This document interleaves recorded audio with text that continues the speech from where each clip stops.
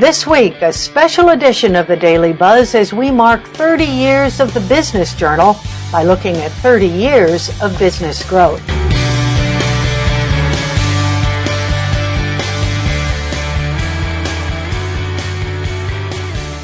Today's Business Journal Daily Buzz is brought to you by Home Savings.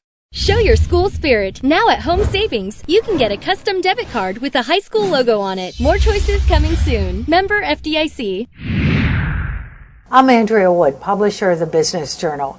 When we published the first edition of our newspaper 30 years ago this week, our mission was to change the business news narrative from the death of steel. In September 2012, 35 years after Black Monday, a commemoration at Camel City Hall showed just how much that ghost still haunts.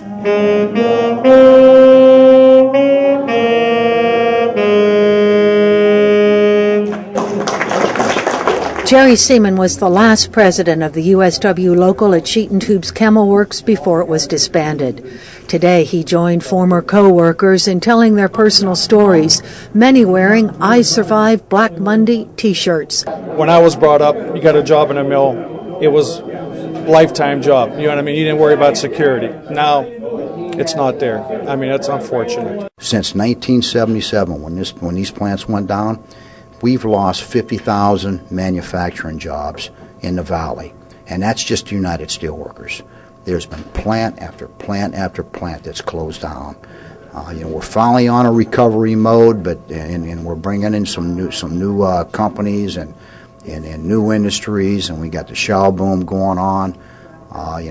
Things are starting to get better in the area. We're starting to grow a little bit, but it's been a long battle for the last 30 years.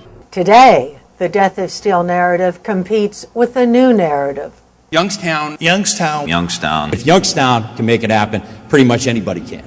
In February, a forum in Cincinnati, sponsored by Siemens Corp and Atlantic Magazine, spotlighted advanced manufacturing, the Mahoning Valley, and the new National Additive Manufacturing Innovation Institute. In Youngstown, we recognized early, and by early in our terms, that's like 15 years ago, that software was going to be the leading skill set that was going to be required in a technology-based economic development plan.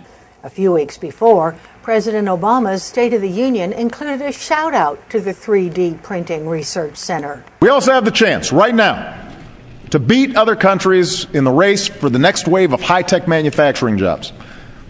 And my administration's launched 2 hubs for high-tech manufacturing in Raleigh, North Carolina, and Youngstown, Ohio, where we've connected businesses to research universities that can help America lead the world in advanced technologies.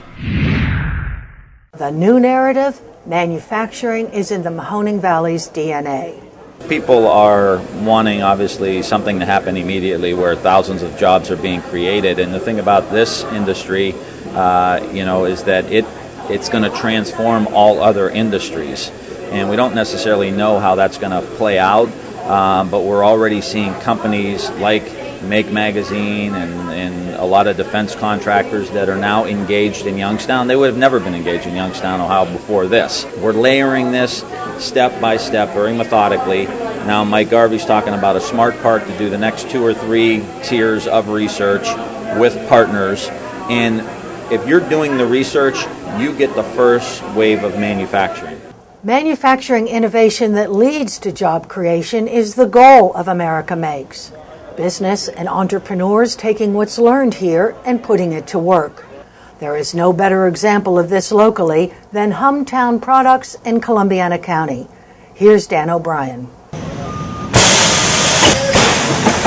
Here on the floor of Hometown Products, workers are busy creating molds from highly pressurized sand for use in the foundry industry.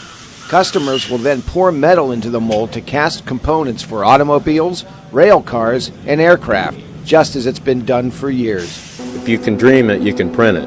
Mark LaMancha is the president of Hometown Products, and he's looking to put his company at the forefront of the foundry industry. It's very exciting, the changes, because it's moving so much more from traditional to where in 1990 where we did the CNC and it was subtractive manufacturing to now where it's so much more efficient to move into the 3D printing. La Mancha purchased and installed a Fortis 360 3D printer. Now, Humtown can bypass the tooling process altogether by printing parts in 3D. When you look at a cost of $500,000 in 20 or 24 weeks to build that tool, and you can actually turn this prototype around in less than 2 weeks, it's a very exciting concept. They're glued, and then she put the leading compound in.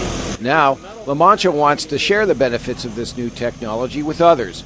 Humtown is part of a consortium that includes the Youngstown Business Incubator, Youngstown State University, the University of Northern Iowa, the American Foundry Society, X1 Company, and Janney Capital.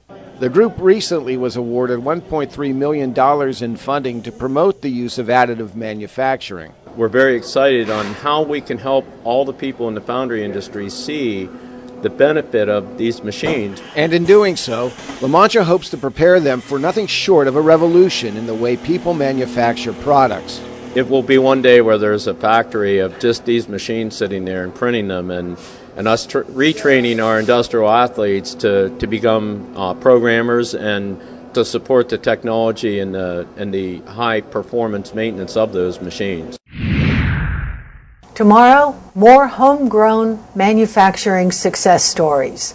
I'm Andrea Wood reporting. Today's Business Journal Daily Buzz is brought to you by Home Savings. Show your school spirit. Now at Home Savings, you can get a custom debit card with a high school logo on it. More choices coming soon. Member FDIC. Cascade Audi, a friendly, safe place to buy a car. Cascade Audi. I wonder what they do in there.